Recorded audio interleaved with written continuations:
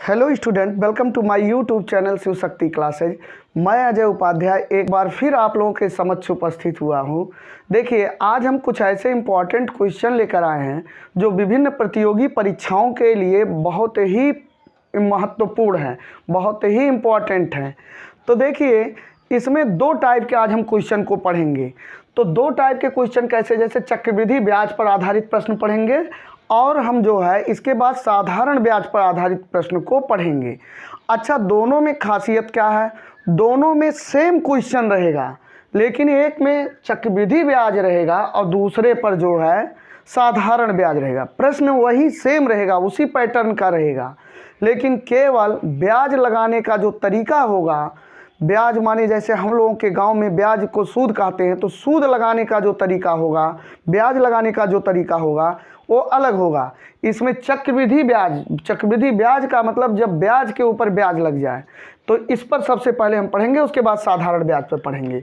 तो देखिए, सबसे पहला क्वेश्चन क्या है? कोई धन चक्रवृद्धि ब्याज पर 3 वर्ष में अपने का तिगुना हो जाता है। यहाँ पर ध्यान दीजिए, अगर कोई धन आप जमा करते हैं तो 3 साल में वह तिगुना हो जाता है। जैसे मान लीजिए आपने 100 रुपया कहीं जमा किया तो वह 3 साल में तिगुना हो जाएगा। 100 का 3 गुना माने 300 रुपया हो जाएगा। ध्यान से देखिए, सब लोग आएंगे, सब लोगों को समझ में आएगा। वही धन कितने वर्ष में 9 गुना हो जाएगा? वही धन कितने वर्ष में 9 गुना हो जाएगा? तो बाबू यहाँ पर देखो, इनका कहना है जैसे कोई धन आप जमा करते हैं तो 3 वर्ष में 3 साल में तिगुना हो जाएगा, मतलब वो 300 रुपया बन जाएगा। अगर 100 रुपया जमा किए तो 300 रुपया बन गया, 1 रुपया जमा किए तो 3x बन जाएगा। तो यही ये कह रहे हैं कि वो धना कितने साल में 9 गुना बन जाएगा। तो यहाँ पर देखिए, मतलब 100 रुपया अगर हम जमा करते हैं तो कितने साल में 900 रुपया बन जाएगा, यही है, यही हमको बताना है। तो बाबू इसमें देखिए, 100 रुपया अगर मान लीजिए आप जमा करते हो तो 3 वर्ष में वो कितना हो जाएगा? हर 3 वर्ष पर तिगुना हो जा रहा है, तो 100 का कितना हो गया? 300 हो गया। लेकिन हमको 100 रुपया बनाना है 900 रुपया, तो फिर भैया 3 साल के लिए जमा कर दो, 3 वर्ष के लिए जमा कर दो, तो फिर तिगुना हो जाएगा। 3 त्रिक का 9, तो तिगुना हो जाएगा। जाहिर सी बात है, जब 100 रुपया आप जमा करते हैं तो 3 साल में वो तिगुना हो जाता है, मतलब 100 रुपया 300 रुपया बन गया। लेकिन हमको 100 रुपया 9 गुना बनाना है ना, 900 रुपया बनाना है। तो फिर से इनको 3 साल के लिए वहीं जमा रहने दीजिए, तो इसका तिगुना हो जाएगा। तो 3 त्रिक का 9, तो कुल वर्ष बराबर देखिए, कुल वर्ष बराबर कितना? 3 साल ये लगा, 3 साल ये लगा, बराबर 6 साल लगा। तो देखिए, कॉम्पिटिटिव एग्जाम में ऐसे क्वेश्चन को हम बहुत जल्दी तरीके से हल कर लेते हैं। इसमें कोई बहुत समय नहीं लगता है। इसको हल करने के अलग अलग तरीके हैं, विभिन्न टीचर विभिन्न पैटर्न से बनाते हैं। ये इसका सबसे संक्षिप्त रूप है। अच्छा देखिए, अब इसी का प्रश्न संख्या 2 देखिए। प्रश्न संख्या 2 का साल्व देखिए, साल्व 2 का देखिए, और जस्ट इसके बाद तीसरे का साल्व आपको करके कमेंट में भेजना है। यहाँ पर देखिए, कोई धन, ध्यान से पढ़िए, कोई धन मान लीजिए 100 रुपया है। चलिए, कोई धन चक्रवृद्धि ब्याज पर 5 वर्ष में 2 गुना हो जाता है। मतलब अगर कोई धन आप चक्रवृद्धि ब्याज पर जमा कर रहे हैं, माने ब्याज के ऊपर ब्याज मिल रहा है, तो 5 वर्ष में वो 2 गुना हो जा रहा है। माने 100 रुपया जमा करते हैं भैया, तो 5 सलिया में वो 2 गुना हो जाते हैं, 2 साल हो जाते हैं। तो यहाँ पर देखो, वही धन उसी दर से 8 गुना कितने वर्षों में हो जाएगा? मतलब अगर 100 रुपया हम जमा करें तो 8 गुना कितना हुआ? 800 रुपया हुआ। तो कितने साल में 800 रुपया हो जाएगा? 8 गुना हो जाएगा। 100 का 8 गुना देखिए 800 रुपया हुआ। तो कोई दिक्कत नहीं, मान लीजिए आप 100 रुपया जमा करते हो तो 5 वर्ष में 2 गुना हो जा रहा है, 5 वर्ष में 2 गुना हो जा रहा है, मतलब 100 का 2 गुना 200, ठीक है। लेकिन आपको 200 थोड़ी नहीं बनाना, 800 बनाना है। फिर से 5 साल के लिए जमा कर दीजिए, 5 वर्ष के लिए जमा कर दीजिए। तो ये देखिए, 5 साल के लिए जब फिर से 200 रुपया जमा कर देंगे तो ये 400 रुपया हो जाएगा। लेकिन आपको तो चाहिए 8 गुना चाहिए। वही धन यहाँ पर लिखा है, वही धन उसी दर से 8 गुना कितने वर्षों में हो जाएगा, तो 8 गुना बनाना है तो 800 फिर से 5 साल के लिए जमा कर दीजिए। जब 5 साल के लिए फिर से जमा कर देंगे फिर 400 रुपया कितना हो जाएगा, 800 रुपया हो गया। मतलब हमारा यह 100 रुपया अब 8 गुना करके अर्थात 800 रुपया बन गया। तो कुल समय कितना लगा, कुल समय देखिए बहुत आसानी से, कुल समय देखिए 5 साल ए लगा, 5 साल ए लगा, 5 साल ए लगा, कुल समय बराबर 15 वर्ष। तो कितने आसानी से ऐसे क्वेश्चन आप कॉम्पिटिटिव एग्जाम में कर सकते हैं। ये लगभग सभी कॉम्पिटिटिव एग्जाम में ऐसे क्वेश्चन पूछे जाते हैं। अच्छा, अब ये जो प्रश्न संख्या 3 है, अब ये जो प्रश्न संख्या 3 है इसका जो है आंसर आप कमेंट बॉक्स में निश्चित तौर पर दीजिए अगर आपको समझ में आ गया है। ठीक है, अब हम चलते हैं इसी टाइप का प्रश्न लेते हैं और साधारण ब्याज पर आधारित लेते हैं। अब देखिए भैया, उसी टाइप का सेम क्वेश्चन हम लिए हैं लेकिन ये साधारण ब्याज पर आधारित है। यहाँ पर देखिए साधारण ब्याज पर आधारित और वही टाइप सेम वही टाइप का क्वेश्चन है, उसी टाइप का है। अब यहाँ पर एक चीज़ और देखना है क्वेश्चन में, अगर जैसे मान लीजिए चक्रवृद्धि ब्याज कहा है तब तो चक्रवृद्धि ब्याज मानेंगे उसको, लेकिन अगर ना तो उस पर साधारण ब्याज लिखा है और ना चक्रवृद्धि ब्याज दर लिखा है तो हम उसको साधारण ब्याज ही मानेंगे, सिंपल इंटरेस्ट मानेंगे। तो यहाँ पर देखिए, हालांकि इस क्वेश्चन में लिखा गया है साधारण ब्याज पर दिया गया एक धन, ध्यान से देखिए साधारण ब्याज पर दिया गया एक धन 10 वर्षों में दुगना हो जाता है, मतलब 10 साल में दुगना हो जाता है। अगर हम कोई धन दे देते हैं तो 10 साल में वह दुगना हो जाता है। मतलब अगर हम 100 रुपया दे दिए ब्याज पर, साधारण ब्याज पर, तो 10 साल में वह दुगना माने 200 रुपया बन जाता है भैया। तो 100 रुपया हमारा 10 साल में दुगना हो जाता है। कह रहा है इस धन को 4 गुना होने में कितना समय लगेगा। देखिए उसी टाइप का क्वेश्चन है, इस धन को 4 गुना होने में कितना समय लगेगा। तो देखिए इस टाइप के क्वेश्चन को भी हल करने के 3 मेथड होते हैं, लेकिन इनको हल करने के 2 मेथड हम बताएंगे। एक जैसे हमने चक्रवृद्धि ब्याज वाला बताया था, सामान्य समझ पर आधारित करके बताया था कि सामान्य समझ से आप उसको जल्दी से हल कर लीजिए, और दूसरा सूत्र मेथड बताएंगे। तो देखिए सबसे पहले हम सामान्य समझ पर करते हैं और पहले क्वेश्चन को सॉल्व करते हैं। ध्यान से देखिए, इनको अच्छे तरीके से समझ लीजिए। जैसे साधारण ब्याज पर दिया गया एक धन 10 वर्षों में दुगना हो जाता है।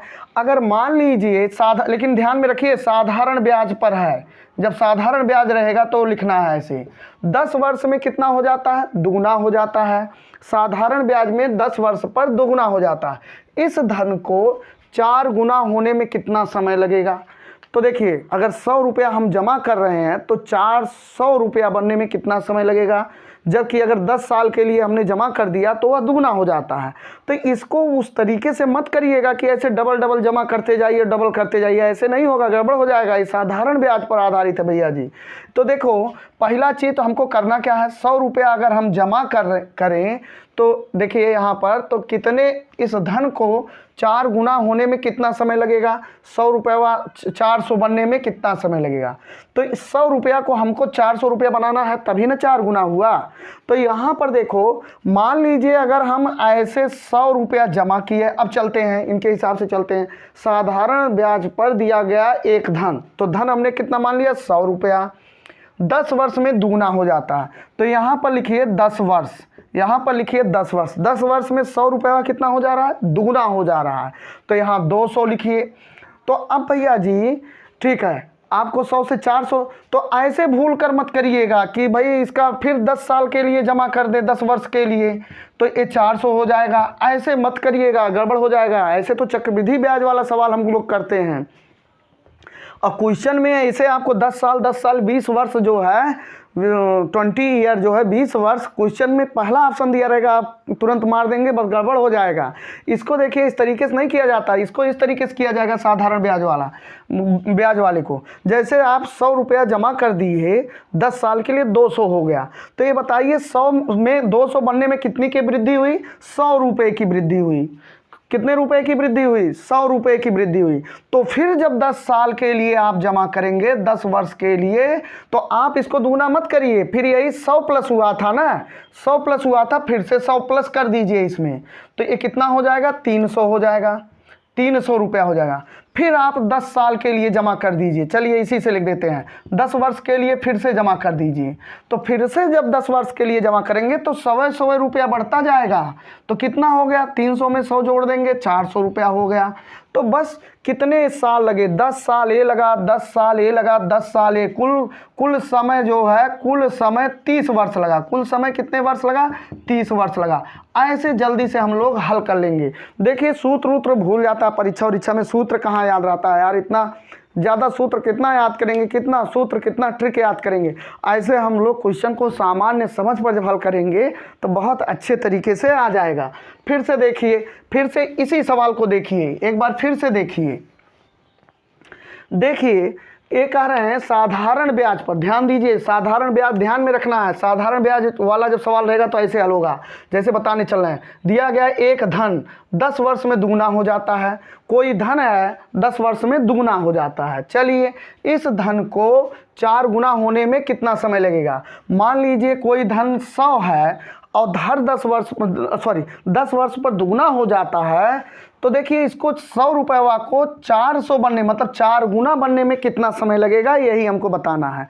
तो देखिए बहुत सिंपल तरीके से अगर साधारण ब्याज पर रहेगा तो 100 रुपये अगर आप 10 वर्ष के लिए जमा कर देते हैं बाबू, तो 100 रुपये कितना हो जाएगा? 200 रुपया हो जाएगा। कितने का इंक्रीजमेंट हुआ? 100 में से 200 बनने में कितना रुपया और जुड़ा? 100 रुपया तो जुड़ा, 100 में 100 जुड़ा तब 200 हुआ। तो फिर अगर आप 10 वर्ष के लिए जमा कर दोगे, हमको तो 400 बनाना है ना, 100 रुपया को 4 गुना बनाना है, कितना समय लगेगा यही बताना है। तो 10 वर्ष के लिए जमा करोगे तो केवल समय बढ़ेगा, ऐसा नहीं कि 200 दूना 400 लिख दीजिए, गड़बड़ हो जाएगा। वो तो चक्रवृद्धि ब्याज को इस तरीके से करते हैं, ठीक है, साधारण ब्याज पर आधारित है। तो ये देखिए 300 हो गया, ठीक।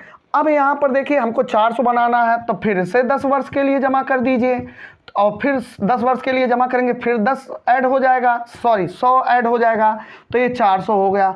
अब हमारा रुपया देखिए 100 से 400 बन गया कि नहीं बन गया? तो इतना बनने में कितना समय लगा? 10 साल ये लगा, 10 साल ये लगा, 10 साल ये लगा, कुल समय कितने वर्ष लगा? 30 वर्ष लगा। तो ऐसे ही ऐसे क्वेश्चन को हम लोग हल करेंगे। अब देखिए इसी को बहुत से लोग सूत्र मेथड से हल करते हैं, हालांकि हमारा मानना है सूत्र नहीं, ऐसे ही किया करिए, ठीक है। सूत्र कहाँ तक याद रखेंगे? चलिए हम सवाल को बताते हैं, इसी सवाल को हम सूत्र मेथड से बताते हैं जस्ट। तो देखो सूत्र मेथड से कैसे होता है, इसका सूत्र होता है T1/T2 और इक्वल टू N1 -1 और N2-1, ये सूत्र है, ठीक है। यहाँ पर T1 देखिए पहला समय है और T2 दूसरा समय है, N1 पहला गुना है, ठीक है। यहाँ पर दिया गया है ना, दुगुना हो जाता है इस धन को 4 गुना होने में। तो देखिए यहाँ पर पहले देखिए साधारण ब्याज पर दिया गया एक धन 10 वर्ष में दुगना हो जाता है, तो T1 बराबर पहला समय हो गया। तो पहला समय कितना हो गया? 10 वर्ष, ठीक है। 2 गुना हो जाता है, ये जो गुना करके रहेगा वो N1 N2 चलेगा, ठीक है। तो N1 बराबर कितना हो गया? N1 बराबर दुगुना 2 हो गया। इस धन को 4 गुना करने में तो फिर गुना आ गया, तो N2 हो गया। जैसे 2 गुना, 3 गुना, 4 गुना, 5 गुना, ये सब N1 N2 माने जाएंगे, ठीक है, क्वेश्चन में। तो N2 माने 4 गुना करने में कितना समय लगेगा? तो आपसे T2 पूछ रहा है, तो कितना सिंपल है, T2 क्वेश्चन पूछ रहा है कितना समय लगेगा, दूसरा वाला समय पूछ रहा है। तो इसमें ऐसे कर दीजिए, आप इसी पर रख दीजिए, ऐसे सिंपल 10 लिख दीजिए। T2 पूछ रहा है N1, तो 2 में से 1 गया, 2 - 1 और N2 4 - 1। आसान तो ये भी है, लेकिन ये सूत्र कहाँ याद रहता है, सूत्र भूल जाता है, ठीक है। अब यहाँ पर देखिए 10/T2 बराबर 2 में से 1 गया 1, 4 में से 1 गया 3। अब इसको इधर ले जाइए, इसको इधर ले जाइए, तो ठीक है 10×3 हो गया बराबर T2 हो गया। आपका आंसर आ गया, 30 वर्ष हो गया। 30 वर्ष हमने ऐसे लगाया था। इसी प्रकार से इस क्वेश्चन को भी बड़े आसानी से आप हल कर सकते हैं। तो दूसरे क्वेश्चन को भी आप हल करके और तीसरे क्वेश्चन को भी हल करके कमेंट बॉक्स में अवश्य आंसर दीजिए, ठीक है। आज के लिए इतना ही, और बहुत जल्द हम बहुत नया वीडियो लेकर आएंगे तो ऐसे ही लेकर आएंगे जो सामान्य समझ पर हो या कॉन्सेप्ट पर हो या जो भी है ट्रिक इत्यादि जो भी है सबका प्रयोग जो जहाँ जैसा उचित है हम बताएंगे। अगर हमारा वीडियो आपको पसंद आ रहा है तो निश्चित तौर पर आप सब्सक्राइब करिए, निश्चित तौर पर बहुत अच्छे अच्छे वीडियो आपको मिलते जाएंगे। तो आज के लिए इतना ही, धन्यवाद।